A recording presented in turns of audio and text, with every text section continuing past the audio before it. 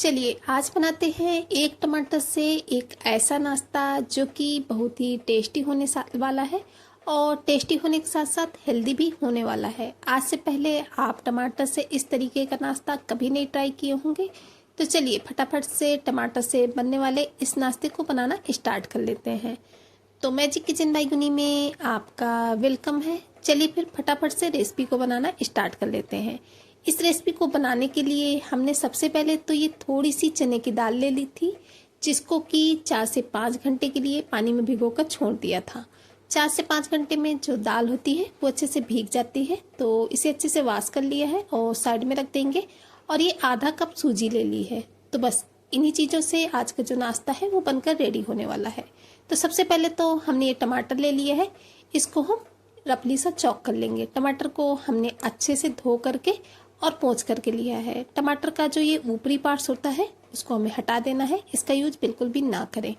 तो चलिए इसी तरीके से टमाटर को हम रफली सा चॉप कर लेते हैं, बहुत ही फटाफट से हो जाता है।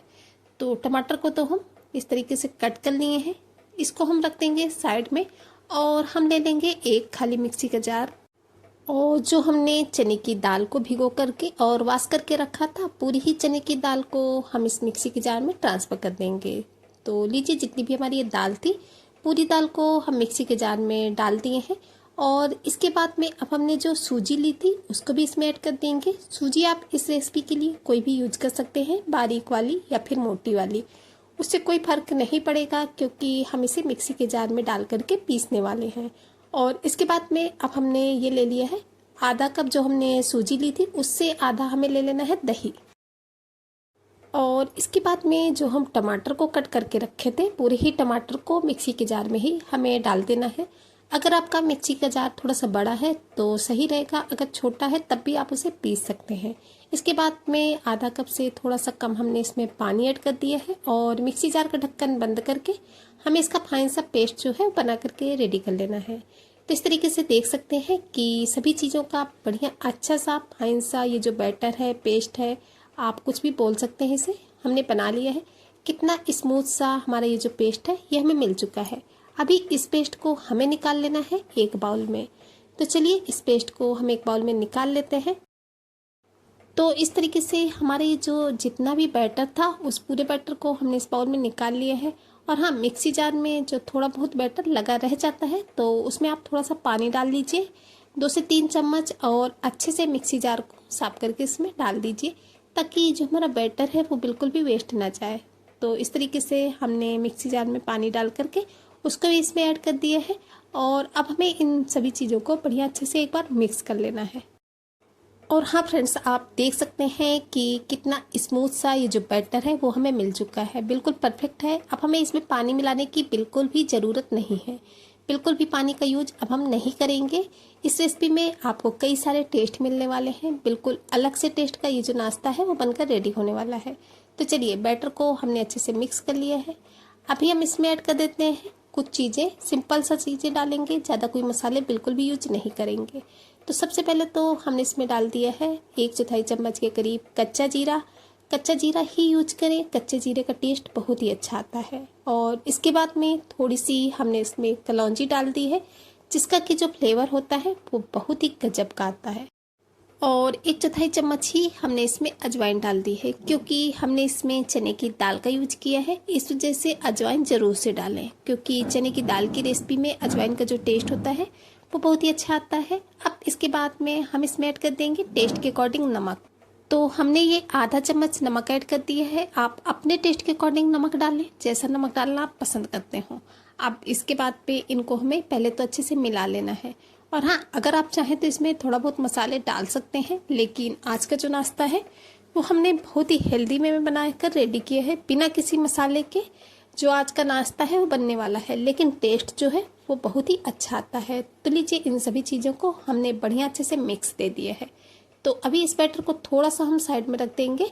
और अभी हमने ले ली है ये 4 कटोरियाँ, जिनमें कि आज का जो नाश्ता है वो बनने वाला है। तो बस इन चारों ही कटोरियों को हमें ऑयल से ग्रीस करना है, क्योंकि जब हम अपना नाश्ता इन कटोरियों में बनाएं तो जो हमारा नाश्ता है वो बहुत ही आसानी से डीमोल्ड हो जाए। तो इस तरीके से थोड़ा थोड़ा सा 2-2 बूंद ऑयल हम चारों ही कटोरियों में डाल देंगे और इसके बाद में ब्रश की सहायता से इन्हें हमें अच्छे से ग्रीस कर देना है। तो चलिए फटाफट से चारों ही कटोरियों को बढ़िया अच्छे से ग्रीस कर लेते हैं। तो चारों कटोरियों को बढ़िया अच्छे से हमने ग्रीस कर लिया है। अब इसके बाद में हमने ले लिया है ये थोड़ा थोड़ा सा सफ़ेद वाला तिल, जिनको कि हम चारों ही कटोरियों में इस तरीके से थोड़ा थोड़ा सा डाल देंगे, जिससे कि जो नाश्ते का लुक्स होगा वो भी बहुत ही अच्छा आएगा और क्रंच तो अच्छा आता ही है। तो बस इस तरीके से थोड़ा थोड़ा सा हमें सफ़ेद वाले तिल चारों ही कटोरियों में स्प्रिंकल कर देने हैं। तो अब इसके बाद में इनको हम इस तरीके से साइड में रख लेंगे और जो हमने बैटर बनाया था हमें वो बैटर ले लेना है और उसमें हमने ऐड किया है ये आधे इनो का पाउच। आप इसकी जगह इसमें जो खाने वाला सोडा होता है उसका भी यूज कर सकते हैं, लेकिन हमने इनो लिया है। इनो के ऊपर 2 चम्मच पानी ऐड कर देंगे, जिससे कि जो इनो का फर्मेंटेशन होता है वो बहुत ही अच्छे से हो जाता है। पानी डालने के बाद फटाफट से इसे अच्छे से एक ही डायरेक्शन में मिक्स करेंगे। तो थोड़ी देर में देखेंगे कितना फ्लफी सा जो हमारा बैटर है वो होकर के रेडी हो चुका है। तो बस बैटर हमारा रेडी है। रेसिपी बनाने के लिए इतना याद रखना है कि इस तरीके से इनो डालने के बाद में हमें इसे बिल्कुल भी रेस्ट में नहीं छोड़ना है। फटाफट से ये सारा जो प्रोसेस है वो हमें कर लेना है। तो इसे हमने अच्छे से मिक्स कर लिया है। अब इसके बाद में जो हमने चारों कटोरियों को बढ़िया अच्छे से ऑयल से ग्रीस करके रखा था उन चारों कटोरियों को ले लेंगे और इस तरीके से थोड़ा सा हमें चमचे में बैटर लेना है, एक एक चमचा। और पहले तो चारों कटोरियों में हम एक एक चमचा बैटर डाल देंगे। अभी हम एक साथ नहीं डालेंगे, इस तरीके से ही डालेंगे एक एक चमचा।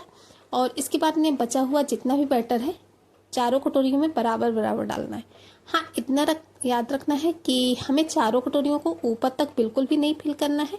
थोड़ा थोड़ा सा जो हमारी कटोरियाँ हैं वो खाली रहेंगी। तो जब हम इन्हें स्टीम करेंगे तो स्टीम होने में बिल्कुल भी परेशानी नहीं होगी, बिल्कुल भी जो हमारा ये नाश्ता है बैटर है वो बाहर नहीं आएगा।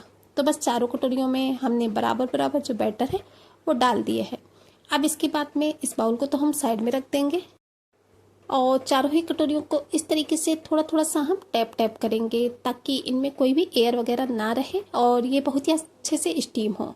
तो बस इन कटोरियों को चलिए चलते हैं लेकर के गैस की तरफ स्टीम करने के लिए। तो इन्हें स्टीम करने के लिए एक कढ़ाई में पहले से ही हम पानी को गर्म होने के लिए रख दिए थे। 1 गिलास पानी लिया था, उसको एक कढ़ाई में डाल दिया था और गर्म होने के लिए रख दिया था। अब हम एक एक करके कटोरी लेंगे और उनको हम इस तरीके से कढ़ाई में एडजस्ट करते जाएंगे। तो चारों ही कटोरियों को इस तरीके से हमें एडजस्ट कर देना है और इसके बाद में इसके ऊपर से हम ऐड कर देंगे थोड़ा सा बारीक कटा हुआ प्याज, जिससे कि नाश्ते का टेस्ट बहुत ही बढ़ जाता है। तो बस पूरे चारों ही कटोरियों के ऊपर थोड़ा थोड़ा सा हमने ये प्याज जो है वो स्प्रिंकल कर दिया है। और इसके बाद में हमने लिया है थोड़ा सा लाल मिर्च पाउडर।